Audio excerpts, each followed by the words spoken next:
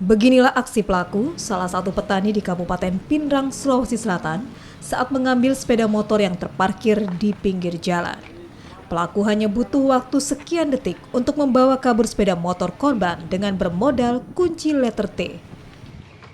Keempat pelaku terpaksa ditembak di bagian kaki lantaran berusaha kabur saat akan ditangkap.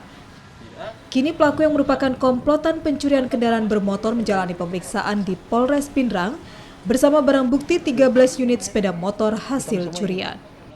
Ya, ini adalah hasil daripada penyelidikan dari tim vektor kita, tim user kita, Reskrim.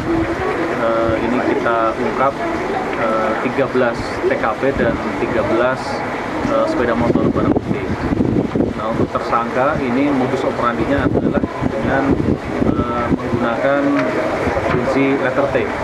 Yang bersangkutan memantau dulu kondisi situasi, kemudian setelah ada kesempatan baru melakukan kegiatan aksinya, yaitu dengan cara menggunakan kunci T, ditinggal, baru nanti setelah situasi aman baru sepeda motornya diambil.